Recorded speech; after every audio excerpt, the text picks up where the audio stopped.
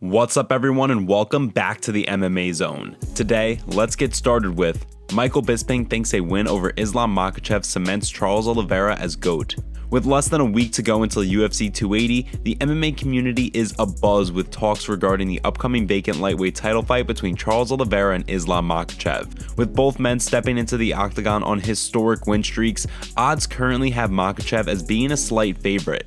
Despite that, Oliveira will enter the bout with the confidence of knowing that he never truly lost the 155-pound strap. Considering that, UFC Hall of Famer Michael Bisping believes that Do Bronx is poised to cement his place as the greatest lightweight in the history of the UFC. The way he sees things, with the win over Makhachev, Oliveira would stake his claim as the greatest lightweight of all time. In a recent YouTube video, Bisping spoke about the situation, saying, "The greatest lightweight of all time though? I think if Charles beats Islam this weekend, I think that belongs to Charles now. I really do. I think he will have surpassed him simply because he's taking out all the top contenders, and it's not Khabib's fault. I talked about that earlier.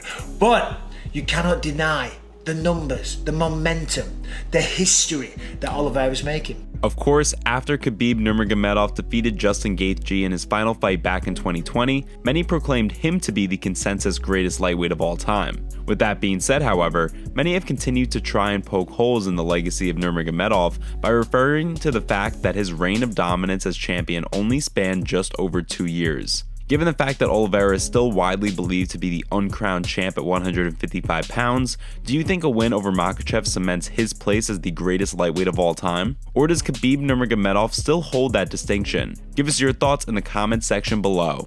Dana White believes Sean O'Malley is on the cusp of superstardom.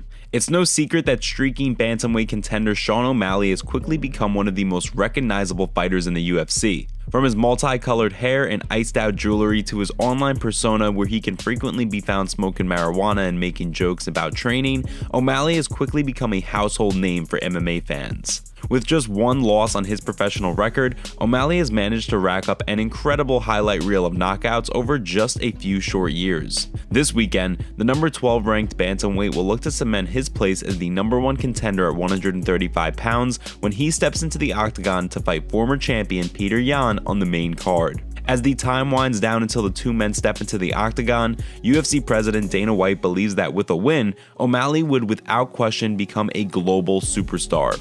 During a recent interview with TSN Canada, the UFC president spoke about the high stakes for Sugar Sean, saying, "O'Malley is on the cusp of being a massive global superstar." And, there was some talk earlier about Conor. He said, I'd like to be as big as Conor and stuff like that. Well, if you want to compare it to Conor, this is like the Conor Jose Aldo fight. And when you have that type of star power and you have that thing that people are attracted to, then it's about winning key fights like this. So for O'Malley, he wins this fight on Saturday night, his entire life changes on Sunday. As White referenced, O'Malley stated previously that he's on a mission to follow the career trajectory of Conor McGregor and reach international levels of superstardom. Interestingly enough, the UFC president had stated previously that when UFC matchmaker Sean Shelby approached him about booking O'Malley for a high-stakes fight with Yan, he wasn't completely sold. With O'Malley being a budding contender, it didn't make sense to him for Sugar Sean to fight the best the division had to offer just yet. Of course, after some convincing, White agreed and the fight was made official. With just days to go until the two men square off inside the octagon, we want to hear from you. Who do you think gets the win on Saturday and becomes the number 1 contender? Jiri Prochazka ready to prove that he's the best fighter in the division.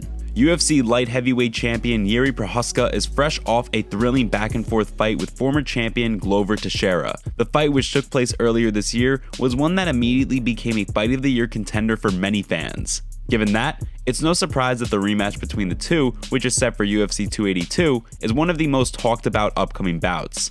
After the news of the rematch was made official, the champ appeared on the MMA Hour to discuss the pair's first fight, as well as the upcoming rematch. The way Prochazka sees things, the first fight between the two was arguably the worst performance of his career. I'm glad for this what I decide for that.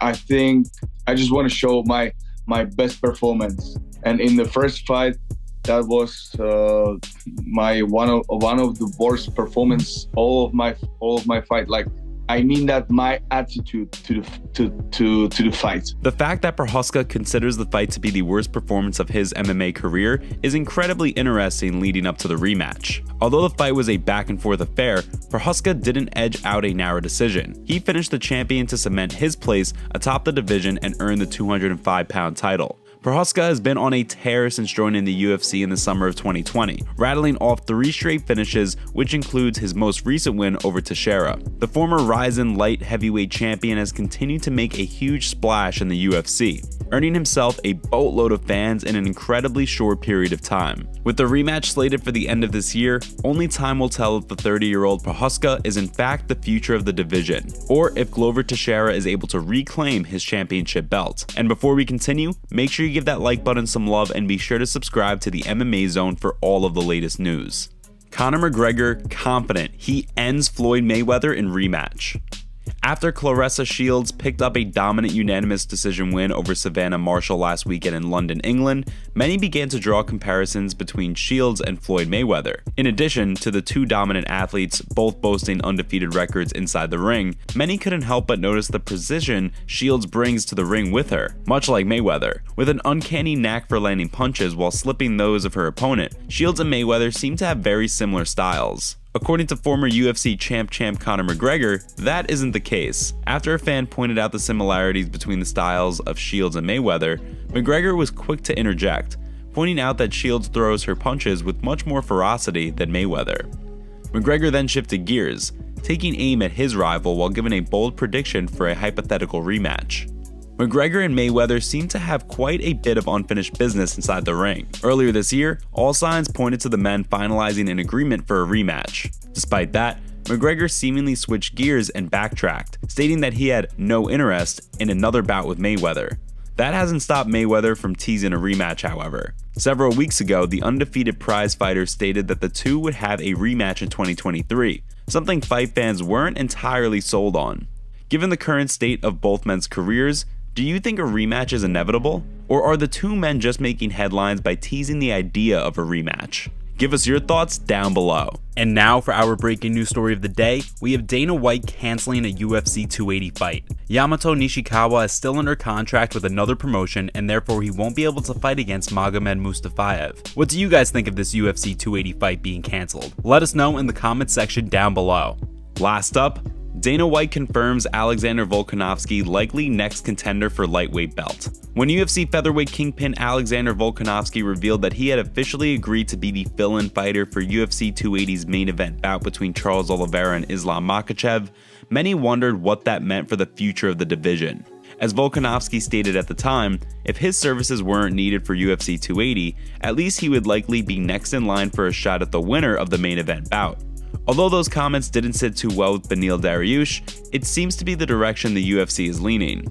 With Volkanovski nearly clearing out the 145-pound division, a move to lightweight in hopes of becoming the champ seems like the next logical step. With just days to go until UFC 280, UFC President Dana White spoke about the logjam of contenders at 155 pounds, saying simply that it makes sense for Volkanovski to get the title shot against the winner of Oliveira vs. Makhachev. Volkanovski boasts one of the most incredible winning streaks in the UFC. Since making his debut in 2016, Volkanovski has rattled off 12 straight wins, including 4 straight title defenses. With an incredibly impressive resume that has seen the Australian fighter defeat the likes of Jose Aldo, Max Holloway, and Chad Mendes to name just a few, the champ is well on his way to being crowned the greatest featherweight of all time. Should he have the opportunity to capture gold at 155 pounds, Alexander the Great will without a doubt find himself in the discussion of greatest fighters of all time. With all signs pointing towards Volkanovski getting the next title shot at 155 pounds, only time will tell whether he's able to capture UFC gold at lightweight and join the elite group of fighters who have won belts in 2 divisions. Thanks so much for joining us today. What do you make of what's going on in the fight world? Make sure to like this video and subscribe to the channel to stay up to date on all of the latest news from the MMA Zone. See you next time.